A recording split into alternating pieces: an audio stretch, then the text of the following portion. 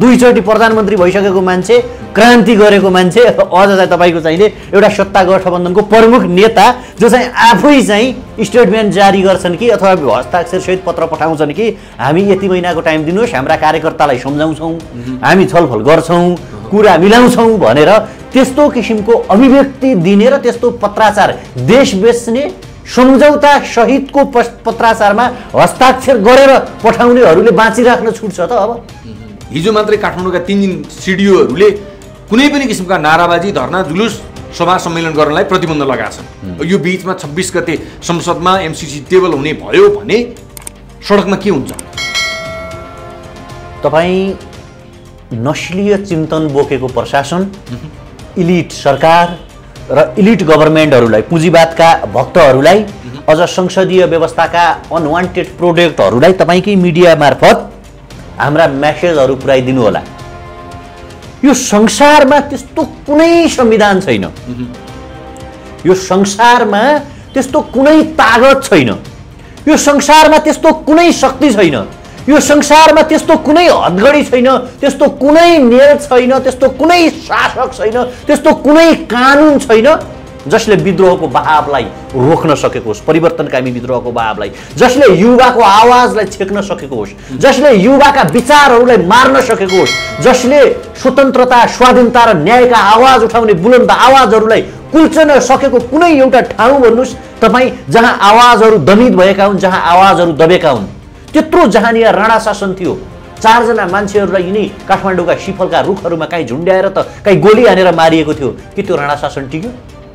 पञ्चायतका काल कोठरीहरूलाई चिरे योद्धाहरूले 240 वर्ष लामो राजतन्त्रलाई यही नै माइतीघर मण्डला र काठमाडौँका सडकहरूबाट लखेटियो। तपाईँ त्योभन्दा धेरै अगाडि जाउँ, दास मान्छेका खुट्टा बाँधिएका थिए, मान्छेका हात बाँधिएका थिए, सिक्रीले मान्छेको किनबेच हुन्थ्यो, स्पार्टाकसहरूले विद्रोह गरे, दास युगको अन्त्य भयो। म यहाँलाई आई एम द स्टेट भन्थे। यहाँले जति पनि उदाहरण दिनुभयो यी उदाहरणहरूमा सबै राजनीतिक दलको भूमिका छ। दलले आह्वान गर्यो, जनता आए। अहिले त दलले आह्वान गरिराखेको छैन। यो भयो भने दल भनेको कुनै युनिभर्सल ट्रुथ होइन नि। तिनीहरूले विदेशमा युवा अल्पत्र परेको देख्दैन, महाकाली बेचेको तिनीहरूले देख्दैनन्। 70 वर्षसम्म यो देशमा शासन गरेर यो देशका युवालाई दास बनाएको तिनीहरूले देख्दैनन्। के मिसलिडिङ गर्यौँ? यो मिसलिडिङ गरेर के म भोलि अमेरिकाको प्रेसिडेन्ट बन्छु? के भोलि हामी नेपालको राष्ट्रपति बन्न खोजिरहेछौँ? के चाहिँ मिसलिडिङ चाहिँ के गर्यौँ? हामीले जे हो त्यो भन्यौँ। हामीले के भन्यौँ भने एमसीसी भनेको आधुनिक साम्राज्यवादको एउटा ट्रुप हो, एउटा चाल हो। एक दोस्रो कुरा, देश डेभलपमेन्ट अरू कोही आएर गरिदिँदैन, आफैले गर्ने हो। तेस्रो कुरा, हाम्रा नेताहरू भ्रष्टाचारी छन्, उनीहरूले यो देशलाई बर्बाद बनाए। चौथो कुरा, राष्ट्रघाती सन्धि र सम्झौताहरू पारित हुन दिनु हुँदैन भन्दाखेरि यो चाहिँ के मिसकम्युनिकेसन, मिसगाइडेड, मिसइन्फर्मेसन भन्ने यसलाई मिसइन्फर्मेसन, मिसगाइड, मिसकम्युनिकेसन, मिसलिड त तिनीहरूले गरिरहेका छन् जो विभिन्न सन्धि र सम्झौता गरेर पनि आफूले चाहिँ यो देशको राजनेता बनिरहेका छन्। कर्पोरेट मिडियाहरू जो काहीँ न काहीँ नेताको पनि त्यहाँ इन्भेस्टमेन्ट हुन्छ, त्यहाँ लगानी हुन्छ र राज्यका महत्त्वपूर्ण सूचनाहरू, राज्यका महत्त्वपूर्ण एडभर्टिजमेन्टहरू, विज्ञापनहरू लिएर चाहिँ आफ्नो पेट पालिरहेका हुन्छन्। अझ ती कर्पोरेट मिडियाका मालिकहरू जो राति राति अमेरिकी दूतावासभित्र छिर्छन्, जो राति राति चाइनिज दूतावासभित्र छिर्छन् र तिनीहरूकै छत्रछायारी मुनि प्रभुभावमा चाहिँ कहिलेकाहीँ अमेरिका, बेलायत, चाइनातिर घुम्न पनि जान्छन् अनि त्यतैबाट क्यामेराहरू पनि ल्याउँछन्, आफ्ना छोरछोरीहरूलाई त्यहाँ छात्रवृत्ति पनि लिएर त्यहाँ पढाउँछन्। त्यस्ता किसिमका सोसाइटीलाई गुमराहमा राखेर आफूलाई नेपालको ठेकेदार सम्झेर ठेक्का सम्झिनेहरूले चाहिँ अनि हामीलाई चाहिँ आरोप लगाउनु, हामी धेरै ठुलो कुरा यसलाई मान्दैनौँ। हेर्नु, लाखौँ युवालाई विदेशमा बेचेर नेपालमा उनीहरूले पठाएको रेमिटेन्समाथि मस्ती गर्नुलाई परिवर्तन भन्ने हो भने हो, ठिक छ। गाउँ गाउँमा सिंहदरबारको नाममा चाहिँ गाउँ गाउँमा लुटतन्त्र मच्चाउनेलाई परिवर्तन भन्ने हो भने यो कुरा ठिक छ। तर साँचो अर्थमा न तपाईँलाई यहाँ गणतन्त्र आएको छ, न यहाँ मलाई गणतन्त्र आएको छ। राम्रो काम गरौँ भन्यो भने अलिकति माथिल्लो लेभलका मान्छे कोही जुट्दैनन् रे क्या। यो राम्रो गरौँ न लौ न भन्यो भने, नराम्रो गरौँ र पैसा खाउँ भन्यो भने अनि विभिन्न प्लानहरू बन्छन् रे क्या। कसरी त्यो प्लानलाई सक्सेस बनाउने र त्यसबाट पैसा खाने भनेर सबैजना एक ठाउँमा आउँछन् रे क्या। 7 महिनासम्म बालकोटबाट बाहिर निस्किनन् केपी ओली अथवा बालुवाटारतिर वा यतातिर फर्केर हेरेनन्। 7 महिनापछि आज रातारात देश बेच्ने सम्झौता गर्नका लागि बालकोटबाट बिरामी केपी ओली कोभिड लागेका केपी ओली उठेर कहाँ आइपुगे भने बालुवाटार आइपुगे। हेर्नुहोस् है, अनि तपाईँको चाहिने अब केपी ओलीको मुखै हेर्दैन भन्ने प्रचण्ड बालुवाटार पुगेर उनीहरू रातारात बसे।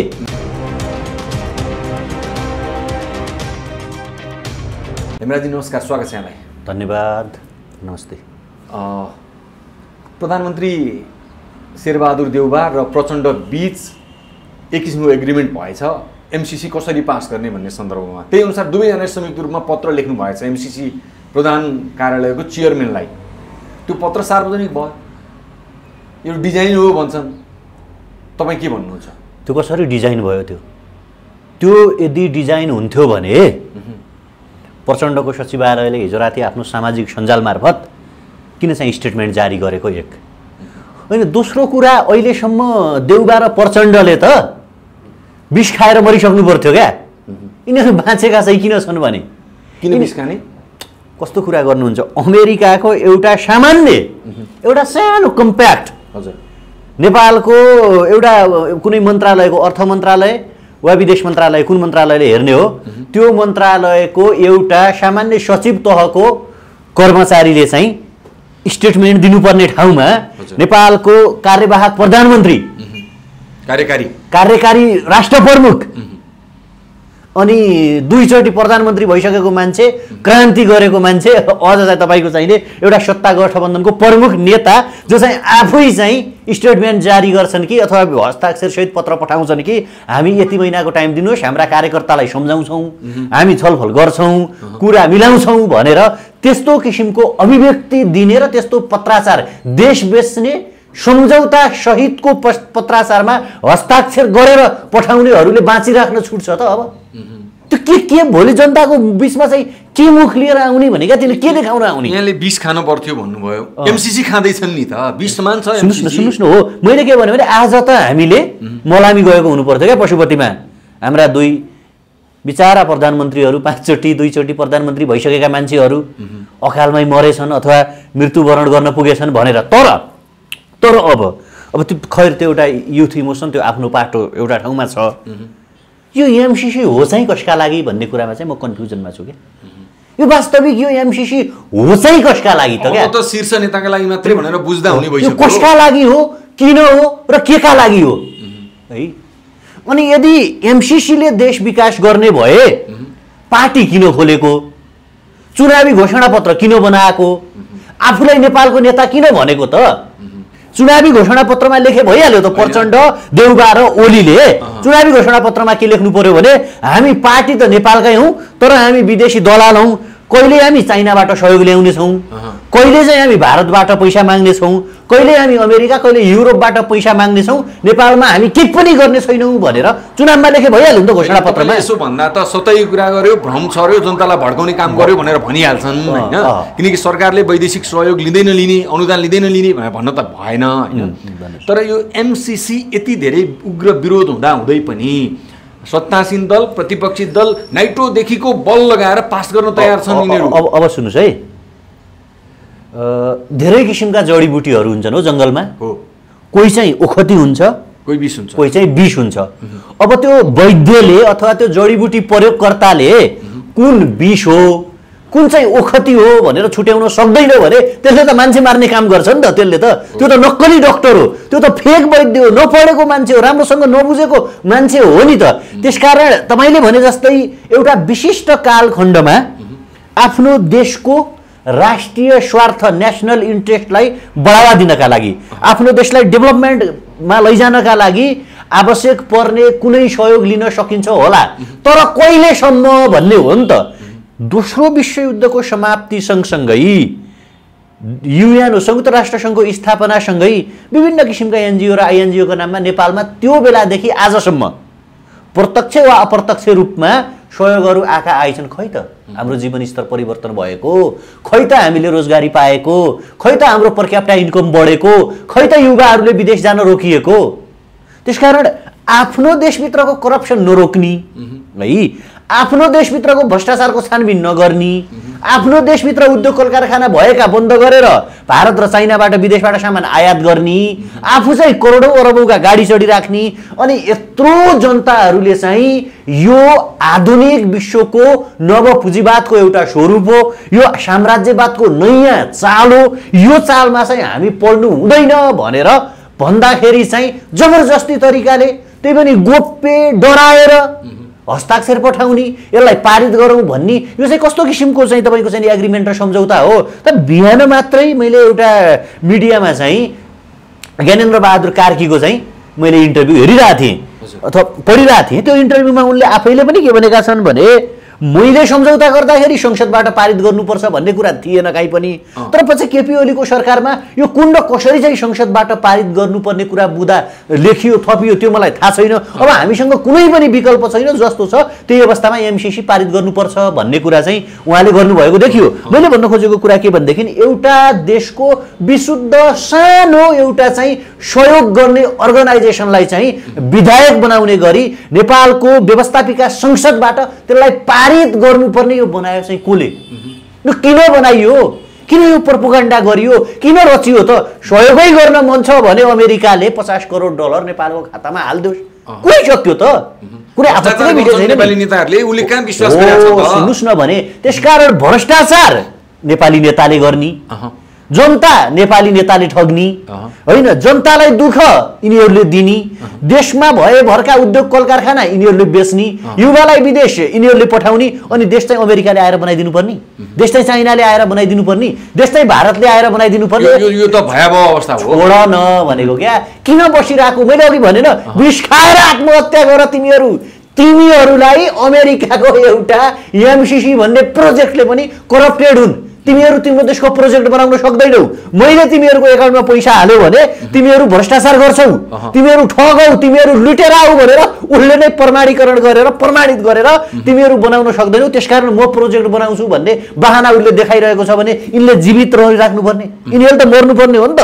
यिनीहरू मर्नुपर्ने मान्छे हुन् तर यिनीहरू मरेनन् क्या, होइन? लाज दाँत देखाएर यिनीहरू बाँचिरहेका छन्, यो गलत हो। एउटा महत्त्वपूर्ण कुरा, जब प्रधानमन्त्रीले पहिलो विदेश भ्रमणबाट फर्कँदै गर्दा प्रचण्ड र म भएर एमसीसीलाई पत्र पठायौँ, एमसीसी केही समय पछाडि अगाडि बढ्छ, हामी छलफल गर्दैछौँ भन्नुभयो। प्रचण्डले होइन भन्नुभयो, एमसीसीलाई पत्रै पठाइएको छैन भनेर भन्नुभयो। एकाएक पत्र सार्वजनिक भयो। हामीलाई त आश्चर्य लाग्यो। तपाईँलाई के लाग्यो? प्रचण्डको बारेमा राजनैतिक एङ्गलबाट विश्लेषण तपाईँ र हामीले गर्नुपर्छ। हेर्नुहोस्, प्रचण्ड यो ऊ भन्नु हुँदैन। प्रचण्ड अहिले मात्रै दोधारे रणनीति लिने मान्छे होइनन्। प्रचण्डका महत्त्वपूर्ण राजनैतिक टर्निङ पोइन्टहरूलाई तपाईँ र हामीले केलायो भने जनयुद्धकाल र त्योभन्दा पछाडि आजसम्मको राजनीतिक पृष्ठभूमिलाई निहाल्ने हो भने प्रचण्ड, मोहन वैद्य, किरण र डाक्टर बाबुराम भट्टराई, यो तीनजना पात्रहरूलाई निहाल्नुपर्छ। प्रचण्ड कहिल्यै किरणसँग मिल्थे र बाबुरामलाई एक्लो बनाएर आफू बहुमतमा रहन्थे, कहिले चाहिँ ऊ बाबुराम भट्टराईसँग मिलेर मोहन वैद्यलाई एक्लो बनाएर आफू चाहिँ बहुमतमा रहन्थे र राजनीतिक लाभ लिन्थे। तपाईँ चुनुवाङ बैठक भन्नुहोस्, तपाईँ त्यसपछि पालुङटार बैठक भन्नुहोस्, प्रचण्ड विरुद्धको धोबीघाट कन्फरेन्स तपाईँ भन्नुहोस्, र वैद्यको क्षयीकरण वा बाबुराम भट्टराईको क्षयीकरण भन्नुहोस्, ती हरेक पोलिटिकल एउटा चाहिँ कन्फरेन्सहरूमा, ती मिटिङहरूमा, ती एजेन्डा पारित गर्ने ठाउँमा कहिल्यै उनी शान्ति र संविधानको प्रक्रियाको लाइनमा बाबुराम भट्टराईको लाइनमा हुन्थे, कहिले यो बुर्जुवा हो भनेर उनी मोहन वैद्य किरणको क्रान्तिको लाइनमा हुन्थे। त्यसकारण प्रचण्ड हिजो मात्रै होइन, के आज मात्रै होइन, हिजो पनि ऊ डेलीमा थियो, दोधारमा थियो, राजनीतिक सङ्घारमा।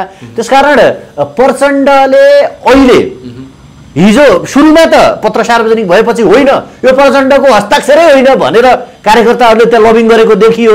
तर राति चाहिँ फेरि उनले केही स्टेटमेन्ट जारी गर्न लगाए आफ्नो सचिवालयलाई, आफ्नो सामाजिक सञ्जाल मार्फत भने। अब यहाँ चाहिँ उनले के भने त्यो बेला प्रतिगमनलाई परास्त गर्नु थियो, अनि यता आएर तपाईँको चाहिँ गठबन्धन टिकाउनु थियो, र त्यो विशिष्ट कालखण्डमा एउटा चिट्ठी लेख्न आवश्यक थियो भनेर उनले स्टेटमेन्ट दिएर आफू चोखिने प्रयास गरे। तर प्रचण्डको अब कङ्ग्रेस र ओली अथवा देउबा र ओलीको जालझेल, नस्लियता, फोहोर संसदीय विकृति राजनीतिको त कुरा गर्दै नगरौँ। उनीहरूले त महाकाली बेचेदेखि नै उनीहरू के हुन् भन्ने नेपालको हरेक जनतालाई थाहा थियो। तर आजसम्म कम्तीमा राष्ट्रघात अथवा राष्ट्रका ठुला घात हुने सम्झौतामा यो प्रचण्डहरूको त्यति एग्रिमेन्ट भएको देखिँदैन थियो नि त।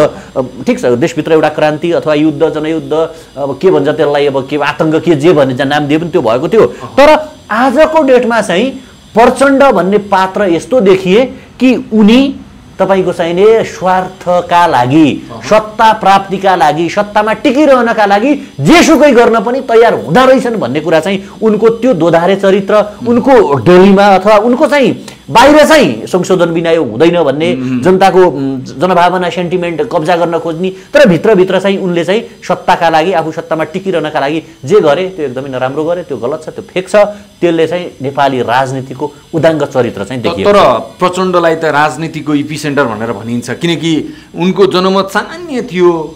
उनी जनताले नपत्याएको जनमत गुमाउँदै गएको अवस्थामा पनि प्रतिपक्षमा रहेको पार्टीलाई पनि सत्तामा ल्याउन त सफल भयो नि त।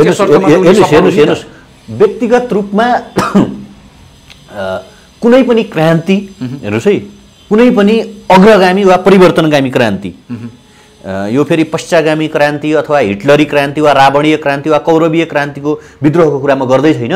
कुनै पनि क्रान्ति आफैमा नराम्रो हुँदैन है, यो कुरा तपाईहरुले ध्यान दिनुपर्छ। र त्यसमा चाहिँ जस्तो अहिले हामी आवाज उठाइरहेका छौं, हामीलाई धेरै युथहरूले, धेरै नागरिकहरूले समर्थन गरिराख्नु भएको छ।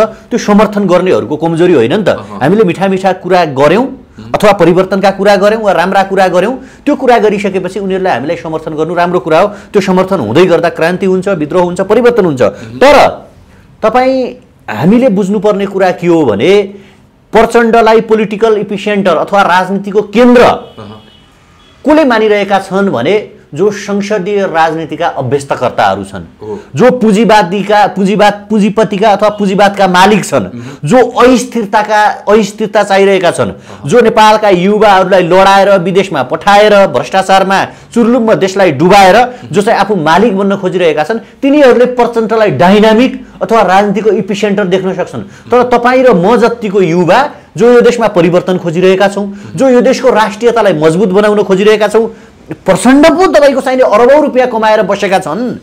आज प्रचण्डलाई सानो, प्रचण्डको त खानाको नियम बन्छ सर, तपाईँ हामी त खाना पाउँदैनौँ। आज देउबा हेर्नुहोस् वा ओली हेर्नुहोस्, दुईचोटि मृगौला फेर्ने भाग्यमानी पात्र भनेका ओली हुन्, 5-5 चोटि प्रधानमन्त्री हुने भाग्यमानी पात्र भनेका देउबा हुन्। भनिसकेपछि तपाईँ र म जो खानाका लागि आज हामी सङ्घर्ष गरिरहेका छौँ, तपाईँ र म जसको दाजुभाइहरूको लास आज एयरपोर्टबाट आइरहेको छ, ती आम मान्छेहरूको जीवन स्तर यदि कसैले उकास्न सक्यो भने त्यसलाई पोलिटिकल इपिसेन्टर भन्यो भने त्यो न्यायसङ्गत हुन्छ। अब संसदीय जोड घटाउका लागि कसको सरकार बनाउने, कसको सरकार फाल्ने, कसलाई मन्त्री बनाउने, कसलाई फाल्ने, कसलाई नजिक ल्याउने, कसलाई पर धकेल्ने, कुनलाई व्यापारीलाई सर्लुम्म माथि उठाउने, कसलाई सर्लक्कै डुबाउने र कसरी आफू पैसा कमाउने भनेर ध्यानमा लागेको पात्रलाई राजनीतिको इपिसेन्टर तपाईँ हामीले भन्यौँ भने त्यो अन्याय हुन जान्छ। त्यस्ता पात्रहरूलाई देशद्रोहीको इपिसेन्टर, कुख्यातिको इपिसेन्टर, संसदीय फोहरी खेलको माहिर चतुर तपाईको चाहिने खेलाडी अथवा दुर्योधन नाम दिउँ न हामी, यस्ता पात्र नेपालको राजनीतिक परिवर्तनको यो केही समयसम्म त्यो रहन्छ। के छ हामी के परिवर्तन गर्यो, केलाई परिवर्तन भन्ने, परिवर्तन चाहिँ केलाई भन्ने भन्नु न। नेताको जंगलमा भएका नेताहरू काठमाडौँमा आएर करोडौंको मालिक बन्नुलाई परिवर्तन भन्ने हो भने ठिक छ है। जनतालाई लाखौं युवालाई विदेशमा बेचेर नेपालमा उनीहरूले पठाएको रेमिटेन्समाथि मस्ती गर्नुलाई परिवर्तन भन्ने हो भने हो ठिक छ। गाउँ गाउँमा सिंहदरबारको नाममा चाहिँ गाउँ गाउँमा लुटतन्त्र मच्चाउनेलाई परिवर्तन भन्ने हो भने यो कुरा ठिक छ। तर साँचो अर्थमा न तपाईलाई यहाँ गणतन्त्र आएको छ, न यहाँ मलाई गणतन्त्र आएको छ, न यहाँ कुनै युवालाई गणतन्त्र आएको छ के। त्यसकारण यिनीहरूलाई मैले त्यो हिजो जसले शहादत प्राप्त गरे, हिजो जो मरे, हिजो जसले क्रान्ति गरे, तिनीहरूको बलिदानीप्रति मेरो सम्मान छ। तर त्यो बलिदानीको आज जो ब्याज खाइरहेका छन्, त्यो बलिदानीलाई देखाएर आज जो पुँजीपतिका मालिक बनिरहेका छन्, जो उदारवाद अथवा चाहिँ तपाईको चाहिँ नव पुँजीवाद बनिरहेका छन्, जसले नेपालको भौगोलिक अखण्डता बेच्न पछि पडिरहेका छैनन्, त्यस्ता पात्र, त्यस्ता प्रवृत्ति बोकेका मान्छेहरूलाई तपाईँ र हामीले चाहिँ परिवर्तनका योद्धा, संवाहक, राष्ट्रका नायक जस्ता उपमा दियौँ भने तपाईँ हामीलाई पनि रत्तन्दो लागेको बाहेक अरू चाहिँ जनताले भन्दैनन् क्या। अब एमसीसी जसरी पनि पास गर्ने, हिजो त प्रतिपक्षी दलका नेता केपी ओलीसँग समेत अनौपचारिक रूपमा सहमति भयो। अब अगाडि बढाउने 26 गते संसद बैठक आह्वान गरिएको छ। एमसीसी पास हुने जस्तो लक्षणहरू देखिएका छन्। अब तपाईलाई मलाई एकजना पात्रले भन्नुहुन्थ्यो कि राम्रो काम गरौँ भन्यो भने अलिकति माथिल्लो लेभलका मान्छे कोही जुड्दैनन् रे क्या। यो राम्रो गरौँ न लौ न भन्यो भने नराम्रो गरौँ र पैसा खाउँ भन्यो भने अनि विभिन्न प्लानहरू बन्छन् रे क्या। कसरी त्यो प्लानलाई सक्सेस बनाउने र त्यसबाट पैसा खाने भनेर सबैजना एक ठाउँमा आउँछन् रे क्या। 7 महिनासम्म बालकोटबाट बाहिर निस्किनन् केपी ओली अथवा बालुवाटारतिर वा यतातिर फर्केर हेरेनन्। 7 महिनापछि आज रातारात देश बेच्ने सम्झौता गर्नका लागि बालकोटबाट बिरामी केपी ओली कोभिड लागेका केपी ओली उठेर कहाँ आइपुगे भने बालुवाटार आइपुगे। हेर्नुहोस् है। अनि तपाईँको चाहिने अब केपी ओलीको मुखै हेर्दैन भन्ने प्रचण्ड बालुवाटार पुगेर उनीहरू रातारात बसे, सँगै बसे। ठिक यस्तो योभन्दा यतिको पनि थिएन। यही हालत र यही स्थिति थियो जति बेला केपी ओली र तपाईँको चाहिने शेरबहादुर देउबा महाकाली सन्धि गरिरहेका थिए। र अब यहीँनिर तपाईँ र हामीलाई चाहिँ प्रश्न छ क्या। यहीँनिर तपाईँ र हामीले इतिहास निर्माण गर्ने एउटा सङ्गीन दोबाटोमा हामी छौँ क्या। हामीले कायरतालाई रोज्ने र जीवन बचाउने वा बलिदानीलाई रोजेर चाहिँ सशक्त प्रतिकार गर्ने। त्यसकारण अहिले हामी मात्रै छैनौँ है। सडकमा लामो समयदेखि तपाईँले हामीलाई मुभमेन्ट चलाएको आन्दोलन गरेको देख्नुहुन्छ। तर अहिले हामी मात्रै छैनौँ, एउटा ठुलो तबका होइन बहुसङ्ख्यक चाहिँ नेपालीहरू अथवा हाम्रा दाजुभाइ दिदीबहिनीहरू चाहिँ राष्ट्र बेच्ने सम्झौताको चाहिँ विरुद्धमा छन्। हामी सबैलाई थाहा छ देश आफूले बनाउने हो, देश अर्को मान्छे आएर डेभलप गरिदिँदैन, बनाइदिँदैन। यदि उसले इन्भेस्टमेन्ट गर्न खोज्दछ भने त्यहाँ स्वार्थ हुन्छ, कुनै पनि मान्छेको स्वार्थ हुन्छ क्या। बिना स्वार्थ कसैले पनि इन्भेस्टमेन्ट गर्दैन। त्यसकारण 26 गते संसद बैठक सुरु गर्ने भनेको छ, आह्वान गरिएको छ संसद अधिवेशन होइन। त्यहाँ हुन त आफ्ना स्वार्थ होलान्। एमाले अधिवेशन रोक्ला के अरे तपाईँको चाहिँ संसद अवरुद्ध गर्ला, सभामुखले म टेबल गर्दैन भनेका छन्, आफ्ना पाटा होलान्। तर सडकमा चाहिँ हामी नेपालका स्वाधीन युवाहरू, परिवर्तन चाहने युवाहरू र यो देशलाई साँचो अर्थमा माया गर्ने युवाहरू हामी हुन्छौँ। हामी कुनै पनि हालतमा यो पटक अथवा भनौँ न यो समयमा चाहिँ राष्ट्रघात हुन चाहिँ दिँदैनौँ। सुन्नुहोस् है, तपाईँहरूमाथि भ्रम छरेको, जनतालाई भड्काउने प्रयास गरेको लगायतका विभिन्न आरोप लागिराखेको छ है। सामाजिक सञ्जालमा तपाईँहरूका फलोवर्सहरूलाई तपाईँहरूले मिसबिहेभ गरेको अथवा मिसलिडिङ गरेको, मिसगाइड गरेको जस्ता किसिमका आरोपहरू ठुला भनिएका सञ्चार माध्यमहरूले लेख्न थालेका छन् तपाईँहरूका विरुद्धमा। पछिल्लो 70 वर्षदेखि तिनीहरू के आलु छोलेर बसिरहेछन् भनौँ, आलु छिलेर पकौडा बनाउने भन्छ नि, मिठो मिठो हुन्छ क्या। त्यसपछि त्यो आलुको चाहिँ तपाईँको चाहिने त्यो परिकारहरू क्या, तिनीहरू के गरेर बसिरहेको? तिनीहरूले विदेशमा युवा अल्पत्र परेको देख्दैन? महाकाली बेचेको तिनीहरूले देख्दैनन्? 70 वर्षसम्म यो देशमा शासन गरेर यो देशका युवालाई दास बनाएको तिनीहरूले देख्दैनन्? के मिसलिडिङ गर्यौँ? यो मिसलिडिङ गरेर के म भोलि अमेरिकाको प्रेसिडेन्ट बन्छु? के भोलि हामी नेपालको राष्ट्रपति बन्न खोजिरहेछौँ? के चाहिँ मिसलिडिङ चाहिँ के गर्यौँ? हामीले जे हो त्यो भन्यौँ। हामीले के भन्यौँ भने एमसिसी भनेको आधुनिक साम्राज्यवादको एउटा ट्रुप हो, एउटा चाल हो। एक दोस्रो कुरा, देश डेभलपमेन्ट अरू कोही आएर गरिदिँदैन, आफैले गर्ने हो। तेस्रो कुरा, हाम्रा नेताहरू भ्रष्टाचारी छन्, उनीहरूले यो देशलाई बर्बाद बनाए। चौथो कुरा, राष्ट्रघाती सन्धि र सम्झौताहरू पारित हुन दिनु हुँदैन भन्दाखेरि यो चाहिँ के मिसकम्युनिकेसन, मिसगाइडेड, मिसइन्फर्मेसन भन्ने यसलाई मिसइन्फर्मेसन, मिसगाइड, मिसकम्युनिकेसन, मिसलिड त तिनीहरूले गरिरहेका छन् जो विभिन्न सन्धि र सम्झौता गरेर पनि आफूले चाहिँ यो देशको राजनेता बनिरहेका छन्। टन्न भ्रष्टाचार गरेर चाहिँ जनतालाई चाहिँ अझ हामी राजनीतिक दलका पार्टी हौँ, हामीसँग प्रजातान्त्रिक समाजवाद छ, हामीसँग मार्क्सवाद छ, हामीसँग माओवाद छ भनिरहेका छन्। त्यसकारण ठुला भनिएका कर्पोरेट मिडियाहरू जो काहीँ न काहीँ नेताको पनि त्यहाँ इन्भेस्टमेन्ट हुन्छ, त्यहाँ लगानी हुन्छ र राज्यका महत्त्वपूर्ण सूचनाहरू, राज्यका महत्त्वपूर्ण एडभर्टिजमेन्टहरू, विज्ञापनहरू लिएर चाहिँ आफ्नो पेट पालिरहेका हुन्छन्। अझ ती कर्पोरेट मिडियाका मालिकहरू जो राति राति अमेरिकी दूतावासभित्र छिर्छन्, जो राति राति चाइनिज दूतावासभित्र छिर्छन् र तिनीहरूकै छत्रछायारी मुनि प्रभुभावमा चाहिँ कहिलेकाहीँ अमेरिका, बेलायत, चाइनातिर घुम्न पनि जान्छन्। अनि त्यतैबाट क्यामेराहरू पनि ल्याउँछन्, आफ्ना छोरछोरीहरूलाई त्यहाँ छात्रवृत्ति पनि लिएर त्यहाँ पढाउँछन्। त्यस्ता किसिमका सोसाइटीलाई गुमराहमा राखेर आफूलाई नेपालको ठेकेदार सम्झेर ठेक्का सम्झिनेहरूले चाहिँ अनि हामीलाई चाहिँ आरोप लगाउनु, हामी धेरै ठुलो कुरा यसलाई मान्दैनौँ। हेर्नुहोस्, हामी के भन्छौँ भने उनीहरूलाई हाम्रो च्यालेन्ज के हो भने आउनुहोस्, सोसाइटीको कुन एङ्गलबाट कुन कुराको बहस गर्ने हो, धेरै कुरा छोडिदिनुहोस् क्या। अरू पोलिटिक्स तिनीहरूलाई आउँदैन होला, दर्शन तिनीहरूलाई आउँदैन होला, साहित्य तिनीहरूलाई आउँदैन होला, समाज तिनीहरूलाई आउँदैन होला। मिडिया प्रोपोगन्डा र media cheap publicity, yellow journalism and real जर्नलिज्मको बारेमा बहस गरौँ न त ल।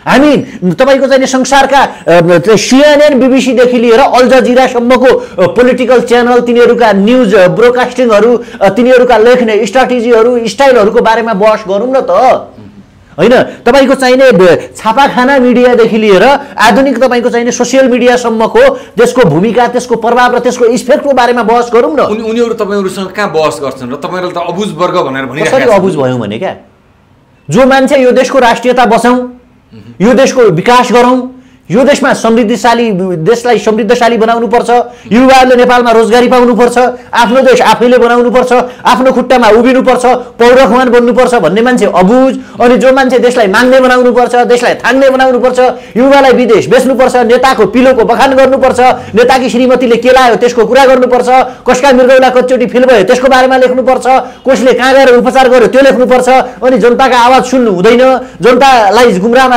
राखिराख्नुपर्छ भन्ने मान्छे सबुझ के को अबुझ र सबुझ? मैले भने कुन भाषामा उनीहरू हामीसँग बहस गर्न आउने हुन्? नेपालीमा बहस गर्न आउने हो कि, अङ्ग्रेजीमै बहस गर्न आउने हो कि, हिन्दीमा बहस गर्न आउने हो कि, थारूमा बहस गर्न आउने हो कि, मैथिलीमा बहस गर्न आउने हो कि? आउनुहोस् न, बहस गरौँ न, छलफल गरौँ न। मैले भनिसकेँ त, मैले अझ पनि भने के कुराको बारेमा बहस गर्ने हो त? अबुझ भन्ने हो भने सुन्नु पर्यो नि त। तिनीहरूले, म भन्दैछु, तिनीहरूले सुन्नुपर्छ, हामी भन्दैछौँ। तिनीहरूले न्युयोर्क टाइम्सको बारेमा हामीसँग बहस गर्ने हो कि, तिनीहरूले बीबीसीको बारेमा हामीसँग बहस गर्ने हो कि, तिनीहरूले सिन्हुवाको बारेमा हामीसँग बहस गर्ने हो कि, अल जजिराको बारेमा तिनीहरूले हामीलाई बहस गर्ने हो कि, तिनीहरूले बहस चाहिँ के को बारेमा गर्ने हो क्या? कुन कुराको बहस गर्न खोजिरह हो? ल अब निचोडमा जाउँ हेमराजी, किनकि 26 गतेको लागि संसद बैठक आह्वान गरिएको छ। निकै दबावमा छन् नेताहरू, शीर्ष नेताहरू। 26 गते नै टेबल गरेर 26 गते नै पास हुने सम्भावना पनि छ। यद्यपि त्यो बैठकको कार्यसूचीमा नराखिकन पनि आकस्मिक रूपमा लैजान सकिन्छ। सभामुखले त्यो लान सक्ने सम्भावना छ। र सभामुखको विषयमा पनि बाहिर चाहिँ म कतै पनि लान्न, टेबल गर्दिनँ भनेर प्रोपोगन्डा गरिएको छ। भित्र सभामुख त्यो अवस्थामा, त्यो मनस्थितिमा छैनन् भन्ने कुरा बुझिएको छ होइन। यही स्थितिमा र सँगसँगै हिजो मात्रै काठमाडौँका 3 दिन सिडिओहरूले कुनै पनि किसिमका नाराबाजी, धरना, जुलुस, सभा सम्मेलन गर्नलाई प्रतिबन्ध लगाएछन्। यो बीचमा 26 गते संसदमा MCC टेबल हुने भयो भने सडकमा के हुन्छ? तपाईँ नस्लीय चिन्तन बोकेको प्रशासन, इलिट सरकार र इलिट गभर्मेन्टहरूलाई, पुँजीवादका भक्तहरूलाई, अझ संसदीय व्यवस्थाका अनवान्टेड प्रोडक्टहरूलाई तपाईँकै मिडिया मार्फत हाम्रा मेसेजहरू पुर्याइदिनु होला। यो संसारमा त्यस्तो कुनै संविधान छैन, यो संसारमा त्यस्तो कुनै तागत छैन, यो संसारमा त्यस्तो कुनै शक्ति छैन, यो संसारमा त्यस्तो कुनै हदगडी छैन, त्यस्तो कुनै नेल छैन, त्यस्तो कुनै शासक छैन, त्यस्तो कुनै कानुन छैन जसले विद्रोहको बहावलाई रोक्न सकेको होस्, परिवर्तनकामी विद्रोहको बहावलाई, जसले युवाको आवाजलाई छेक्न सकेको होस्, जसले युवाका विचारहरूलाई मार्न सकेको होस्, जसले स्वतन्त्रता, स्वाधीनता र न्यायका आवाज उठाउने बुलन्द आवाजहरूलाई कुल्चन सकेको कुनै एउटा ठाउँ भन्नुहोस् तपाईँ जहाँ आवाजहरू दमित भएका हुन्, जहाँ आवाजहरू दबेका हुन्। त्यत्रो जहाँनिया राणा शासन थियो, 4 जना मान्छेहरूलाई यिनै काठमाडौँका सिफलका रुखहरूमा काहीँ झुन्ड्याएर त काहीँ गोली हानेर मारिएको थियो। के त्यो राणा शासन टिक्यो? पञ्चायतका काल कोठरीहरूलाई चिरे योद्धाहरूले 240 वर्ष लामो राजतन्त्रलाई यही नै माइतीघर मण्डला र काठमाडौँका सडकहरूबाट लखेटियो। तपाईँ त्योभन्दा धेरै अगाडि जाउँ, दास मान्छेका खुट्टामा दिएका थिए, मान्छेका हातमा दिएका थिए, सिक्रीले मान्छेको किनबेच हुन्थ्यो। स्पार्टाकसहरूले विद्रोह गरे, दास युगको अन्त्य भयो। म यहाँलाई आई एम द स्टेट भन्थे। यहाँले जति पनि उदाहरण दिनुभयो, यी उदाहरणहरूमा सबै राजनीतिक दलको भूमिका छ। दलले आह्वान गर्यो, जनता आए। अहिले त दलले आह्वान गरिराखेका छैन। यो भयो भने दल भनेको कुनै युनिभर्सल ट्रुथ होइन नि, दल कुनै ध्रुव सत्य कुरा होइन नि। यिनीहरू पनि दल हुनुभन्दा अगाडिकै यिनीहरू जन्मिँदै दल थिए त। दल पनि त व्यक्तिले निर्माण गरेको हो नि, विचार पनि त व्यक्तिको उपज हो नि। विचार कसले निर्माण गर्यो? विचारको सुरुवात कसले गर्यो भन्दाखेरि व्यक्तिले सुरुवात गरे हो नि त। आज हामी सत्यको मार्गमा हिँडिरहेका छौँ। आज हामीलाई कहाँ रोक्ने हो, कति ठाउँमा रोक्ने हो? देशका 75 जिल्लामा नारा जुलुस हुन्छ। भोलि आज 24 गते हामी यो इन्टरभ्यू लिइरहेछौँ, भोलि 25 गतेदेखि काठमाडौँमा आन्दोलन सुरु हुन्छ। हेर्नुहोस्, त्यो सो अफ हुन्छ, 26 गते हुन्छ। त्यसपछि कुन कुन दिन के गर्ने हामी छलफल र बहस गर्छौँ। र हामीले स्पष्ट रूपमा भनिसकेका छौँ, हामी वर्दी बिनाको सेना हो, वर्दी बिनाको सिपाही हो र छातीमा हामीले यो कुरालाई संस्मरण गरिराखेका छौँ कि यो देश हाम्रो पनि हो भन्ने चाहिँ हामीले स्पष्ट रूपमा बुझेका छौँ कि कोही बालुवाटारभित्र बसेर कोही राजनीतिक पार्टी रूपी उद्योग खोलेर त्यसको ठेकेदार बनेर कोही संसद भवनभित्र बसेर यदि नेपाल र नेपालको राष्ट्रियतालाई सस्तोमा बिक्री गर्न खोज्दछ भने त्यसलाई रोक्नु, नेपाललाई माया गर्नु, नेपालको भौगोलिक अखण्डता जोगाउनु र नेपाललाई रियल अर्थमा फेस गराउनु, चिनाउनु नेपालका हरेक नागरिक र युवाको कर्तव्य हो र जे गर्दा राष्ट्रियता रोकिन्छ हामी त्यो गर्छौँ। सिडिओहरूको आदेश तपाईँ पालना गर्नुहुन्न होइन? कुन र सिडिओहरू भने के हो उहाँहरू? पहिला त जिल्लाको राजा लिखित संविधान हो र? उहाँहरू अलिखित संविधान हो र कि भगवान हो उहाँहरू? मान्छे होइन? उहाँहरूलाई दुख्दैन? लिपुलेख लिम्पियाधुरा कालापानी बेचिँदाखेरि तिनका आदेशहरू कहाँ जान्छन्? जागिर खाउन्जेल दुख्दैन? जागिर खान छोडेपछि दुख्छ के तिनलाई? हत्या, हिंसा, चोरी, डकैती, बलात्कार हुँदाखेरि उहाँहरूको आवाजहरू उहाँहरूको सिडिओपना दादागिरी कहाँ जान्छ? एयरपोर्टमा लास आउँदाखेरि तिनीहरूको आँखामा रतन्द लाग्छ? रोजगार नपाउँदाखेरि तिनीहरूके सुतेर बसिरहेका हुन्छन्? अनि हामीले शान्तिपूर्वक तरिकाले यो नगर है भन्दाखेरि तिमीहरूलाई हामी लट्ठीले हान्छौँ, तिमीहरूको हामी खुट्टा बाँध्छौँ, तिमीहरूको हामी टाउकोमा हिर्काउँछौँ भन्न मिल्छ? मैले अघि पनि भनिसकेँ, हेर्नुहोस्, एउटा नीतिमा अथवा धर्मग्रन्थकै कुरा गरौँ, 10 टाउका मैले धेरैचोटि भन्ने गरेको छु, त्यति अहङ्कारी थिए कि रावण। के भयो उनको लङ्काको? कम ठुलो आर्किटेक्चर थियो नि, धरतीदेखि स्वर्गमा म सुनको सिँढी बनाइदिन्छु यहाँ भन्थे। रामको भन्दा पनि साँच्चीकै स्वर्ग जस्तो थियो उनको राज्य। धेरै अहङ्कार नदेखाउनुहोस्, क्या धेरै घमण्ड नदेखाउनुहोस्। हेर्नुहोस्, हामी जीवन र मृत्यु मध्ये मृत्युलाई अझ बढी हाँसेर स्वीकार्छौँ, अझ बढी चाहिँ मृत्युको कफन शिरमा बाँधेर राष्ट्रियताका लागि लड्छौँ भनेर लागिरहेका मान्छे हो क्या। यहीँको अवरोधका बीच तपाईँहरू आँधीबेरी भनेर निक्लिनु, प्रशासनका मान्छेलाई पनि सडकमा आउनुहोस् भन्छु। यहाँ देश बेच्न लागे, भोलि अफगानिस्तान जस्तो, लिबिया, सिरिया, मिडल इस्ट जस्तो, अफ्रिका जस्तो नेपाललाई भयो भने बम गोला बारुद वर्षायो तिमीलाई घरमा पहिला वर्षिने हुन्। मेरो त काठमाडौँमा घर पनि छैन, म त गुफामा गएर लुक्ला। एउटा नर्मल कुरा कि, तर सबभन्दा बढी परार त यिनीहरूलाई हुने हो नि त, सबभन्दा गाह्रो तिमीहरूलाई हुने हो। नेताहरू त भागेर अमेरिका, जापान, अस्ट्रेलियातिर जालान प्लेन चार्टर गरेर नेपालमा पहिला मर्ने तिमीहरू हो। त्यसकारण हामीले के भनिरहेका छौँ भने तपाईँहरू पनि सडकमा आउनुहोस्। होइन, हामीले राज्य मागिरहेको छैनौँ नि त, यो राज्यलाई टुक्र्याएर चाहिँ अलग बनाउँछौँ भन्यौँ भनेको छैन। देशको बालुवाटारको प्रधानमन्त्री म बन्छु पनि भनेको छैनौँ। हामी ब्यालेटलाई मान्छौँ भनिरहेछौँ। होइन, हामीलाई संसद बनाइदिनुहोस् रातारात पनि भनेका छैनौँ। हामीले मात्रै के भनेका छौँ भने हेर साथीहरू हो, हेर नेताहरू हो, हेर देशका शासकहरू हो, तिमीहरूलाई अमेरिकाले पत्याएन, तिमीहरूलाई चाहिँ एमसिसीले नपत्यायो हो नि त।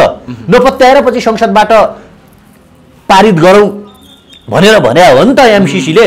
तिमीहरू भ्रष्टाचार गर्ने अनि त्यसको दोष, त्यसको भार, त्यसबाट आउँ निम्तिने द्वन्द्व चाहिँ नेपाली जनताले झेल्नुपर्ने। यो नगर भन्दाखेरि एमसिसी पारित नगर, राष्ट्रघाती सम्झौता नगर, राष्ट्रघाती सन्धिहरू नगर, नेपालको भौगोलिक अखण्डता हामी सबैजना बचाउँ भनेर भन्दाखेरि अब कोही तिमीहरूलाई हामी कडमासले कुट्छौँ, कोही चाहिँ तिमीहरूलाई जेल लिन्छौँ भन्छ भने अनि हामी डराएर बस्छौँ त भने? हामी डराएर बस्छौँ? अझ भन्दै उनीहरूलाई हामीले त गुमाउनु केही पनि छैन सर, केही कमाएकै छैन भने के गुमाउने? तिमीहरूलाई धेरै कुरा गुमाउनु पर्नेछ। उनीहरूलाई कसैले सिडिओ छ भने भोलि सिडिओबाट चैट होला, कोही मन्त्री छ भने मन्त्रीबाट चैट होला, कोही पार्टीको अध्यक्ष छ भने त्यसबाट हात दिनु पर्ला। हारेन, आगामी इलेक्सनमा पत्ता साफ हुने गरी हार्यो भने के हुन्छ हालत? कुकुरको जस्तो हालत हुन्छ यिनीहरूको। अहिले लालु यादव बिहारमा के गरिरहेछन् थाहा छ नि तपाईँलाई? जेलभित्र बसेर भात खाइरहेछन्। त्यो जेल बनाउने लालु यादव थिए, भोलि त्यही हालत आउँछ यहाँ। त्यसकारण तिमीहरूले गुमाउनु पर्ने धेरै छ है। प्रष्ट रूपमा तपाईँहरूले धेरै चिज गुमाउन सक्नुहुन्छ, तर हामीलाई गुमाउनु केही पनि छैन। पुरा संसार हाम्रो अगाडि लम्पसार परेको छ, हामीले जित्नु मात्रै छ क्या। र हामी राम्रो काम गरिरहेका छौँ, राम्रो काम गर्ने मान्छे जित्छ पनि र अवश्य पनि। हेमराजी, अब बाँकी तपाईँ हाम्रो भेट भोलिबाट हुने एमसिसी विरुद्धको सडक सङ्घर्षमा हुनेछ होइन र? हो, हामी सडक सङ्घर्ष, अझ सदनभित्र पनि सङ्घर्ष गर्नुहोस् भन्छु म। संसदहरूले पनि त एमसिसीको विरोध गरिरहेछन् नि त, धेरै संसदहरू त्यसको ओपोजिटमा हुनुहुन्छ। ठोक्नुहोस् माइक समातेर, त्यहाँ जो प्रस्ताव लिएर अगाडि बढ्छ हानिदिनुहोस्, के फरक पर्छ? इतिहास बचाउँदाखेरि इतिहास निर्ममतापूर्वक लेखिन्छ फेरि। निर्ममतापूर्वक लेखिन्छ।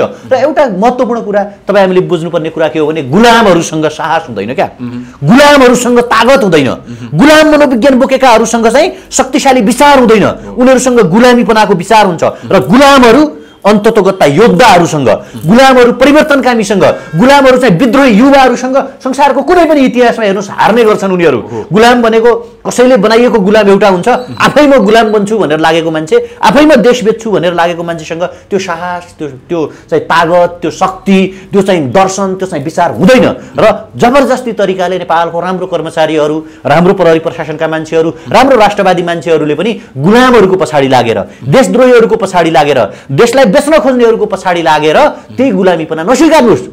एकचोटि चाहिँ विद्रोहीपना, एकचोटि चाहिँ राष्ट्रियतालाई माया गर्दै राष्ट्रियताले उत्प्रेरित युवाहरूलाई साथ दिनुहोस्। एउटा चाहिँ केही फरक पर्दैन। के फरक पर्छ? के फरक पर्छ त्यो 50 करोड डलरले? केही पनि फरक पर्दैन। यहाँ करोडौं भ्रष्टाचार गरेका मान्छेहरू यहीँ छन्।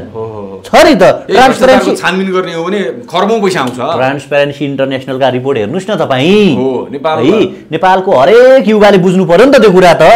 न देउबाले कुनै जागिर गर्छन्, न प्रचण्डले कुनै जागिर गर्छन्, न केपी ओलीले कुनै जागिर गर्छन्, न उपेन्द्र यादवले जागिर गर्छन्, न उद्योग छन्, न कल कारखानासँग अरबौंका घर छन्, करोडौंका गाडी चढ्छन्। तिनका हेर्नु त व्यापारीहरू, तिनका व्यापारीहरू रातारात चाहिँ तपाईँको चाहिने बिलिनियर भइरहेका छन्। अनि यो भ्रष्टाचार नभएर के हो? कहाँ जान्छ नेपालको पैसा? यिनीहरूले कसैलाई चामल किनेर दिएको छ? ल एकचोटि कुरा गरौँ न। कसैलाई भात दिएको छैन, कसैलाई लुगा दिएको छैन। उयो अफगानिस्तानको जस्तो, सोमालियाको जस्तो सरकारले त्यहाँ जनताहरू गरिब भयो भनेर घर घरमा चामल नेपालमा कहीँ दिएको छ? कहीँ पनि दिएको छैन। न चामल दिएको छ, न दाल दिएको छ, न तेल दिएको छ, न उद्योग छ, न कल कारखाना छ, न शिक्षामा लगानी लगाएको छ। सबै नेपालको जनताले आफै गरिरहेछन्। गर्नेले यहाँ गरेका छन्, नगर्नेले विदेशमा गएर पैसा कमाएर पठाइरहेछन्। भन्यो भने होइन, यति भन्यो भने अब यिनीहरू चाहिँ कति बेरोजगार हुन् र यिनीहरूलाई अझ कति चाहिएको हो त? यस्तो समस्या भयो नि त। चाहिएको चाहिँ कति हो? यति गर्दा गर्दै पनि अझ सहेर बस्ने, हेरेर बस्ने मेरो नेता भन्नु यी नागरिकहरूको चाहिँ एउटा विडम्बना। मैले एउटा भनेको कुरा चाहिँ यति जब हामी बुझिरहेका छौँ, यति कुरा हामी जानिरहेका छौँ भने यो एमसिसी भनेको हेर्नुहोस् धोका हो होइन, यो खालि भ्रम हो क्या। यो मृग तृष्णा हो एउटा। त्यो मृग तृष्णा एउटा चाहिँ कस्तुरीको बिनाको स्मेल आफैले सुँगेर यो कहाँ छ भनेर दौडिँदै हिँड्छ अरे क्या त्यो कस्तुरी भन्ने कुरा। त्यही हो। तपाईँको चाहिने अमेरिकाले देश बनाइदिन्छ भने क्या कस्तो नबुझेको कुरा। अब यिनीहरू आफ्ना निहित स्वार्थका लागि प्रचण्डलाई जसरी पनि अब सत्तामा जानु छ, देउबालाई आफ्नो प्रधानमन्त्रीको कुर्सी सुरक्षित गर्नु छ, अघि उनको आफ्नो पर्सनल रिलेसन अथवा पार्टीको रिलेसन वा उनका वाइफका रिलेसन राम्रा छन्, एनजिओ आइएनजिओ चलाउनु छ, अलिअलि डलर ल्याउनु छ। अमेरिकालाई के गर्नु छ भने चाइनासँग अथवा चाहिँ बाँकी विश्वमा भनौँ न, अहिले त दुईटा शक्ति हो चाइना र अमेरिका, दुईटा शक्ति हो नि त। चाइनाले पनि आफ्नो प्रभुत्व विस्तार गर्न खोजिरहेको छ, अमेरिकाले पनि खोजिरहेको छ। त्यो गर्यो भने यिनीहरूले चाहिँ आफ्नो मातहतमा चाहिँ अलिकता चलुन, देशहरू अगाडि बढुन्, मेरो भने मानुन् भन्नका लागि चाहिँ एउटा निर्माण गरिएको कम्प्याक्टले यहाँ चाहिँ अब त यहाँ बिजुली बनाउँछ, यहाँ त रोड बनाउँछ, यहाँ त हामी त अब अमेरिकाको न्युयोर्क जस्तो हुने भयो नेपाल त भनेर कसैले देवा सपना बाँड्छ भने त्यो झुट हो। उसले यो किन भन्न सक्दैन कि उसले किन भन्न सक्दैन म बनाउँछु मेरो देश भनेर? यसको कमजोरी र गल्ती त म नेतामा भन्दा जनतामा देख्छु। तपाईँ के देख्नुहुन्छ? अब यस्तो छ, जनताले बिचरा जनता जहिले पनि निमुखा हुन्छ क्या। आम सबै मान्छेसँग लिड गर्न सक्ने क्षमता हुँदैन, सबैसँग त्यो पोलिटिकल एनालाइसिस हुँदैन नि त। नेपालमा हेर्नु न, गाउँमा हेर्नुहोस् त, एकजनाले जे भन्यो त्यही मान्ने प्रवृत्ति छ क्या। बिचरा सोझा छन्, आफ्नो खेती लाउनु कि विदेशमा पैसा कमाउनु कि यहाँ कसले के गर्यो भनेर बुझ्नु। त्यसकारण जो नेता हो, यहाँ केही पात्रहरूले जनता गलत भन्छन्, म चाहिँ नेता गलत भन्छु क्या। लिडर जो त्यो इमान्दार हुनु पर्यो नि त। यहाँ जनताले चाहिँ कहाँ गल्ती गरेका छन् हेर्नु त। जनताको इमान्दारिताको दुरुपयोग भयो। जनताले काङ्ग्रेसलाई पनि भोट दियो, दिएकै छन्। जनताले माओवादीलाई पनि नम्बर 1 पार्टी बनाएकै हो, जनताले एमालेलाई पनि नम्बर 1 पार्टी बनाएकै हो। बिचरा जनता गरुन् चाहिँ के त, कसलाई दिउन्? दिने चाहिँ कसलाई त? यिनै हो। यसको विकल्पमा अब युवाहरू आउनुपर्छ। यसको विकल्प एउटा महत्त्वपूर्ण कुराकानी गर्ने अवसर पायौँ एमसिसीको सन्दर्भमा र प्रचण्डको जुन पत्र सार्वजनिक भएपछि यसको लागि आभार व्यक्त गर्छौँ हेमराजी। अब हामी जुन जुन ठाउँबाट हेरिरहेका छौँ, आफ्नो क्षेत्रबाट खबरदारी गरौँ, आफ्नो सांसदलाई पनि खबरदारी गरौँ क्या। आफ्नो सांसदलाई तँ चाहिँ किन चाहिँ लागिरहेछस् त यस्तो राष्ट्रघाती सम्झौतामा, तँलाई के पुगेन, तैँले त ठगेकै छस्, तैँले त खाएकै छस् भनेर आफ्नो सांसदहरूलाई पनि भन्नु पर्यो। अनि जुन क्षेत्रमा हुन्छ त्यो क्षेत्रमा सशक्त प्रतिरोध गरौँ, प्रतिकार गरौँ, आन्दोलन गरौँ, मुभमेन्ट चलाउँ। कतिपयले भने जस्तो यिनीहरू विकास विरोधी हुन्, भनेर भन्छन् क्या। अनि हामी अहिले यो एमसीसी को विकास विरोधी भयो भने 70 वर्षसम्म यो देश किन बनेन त?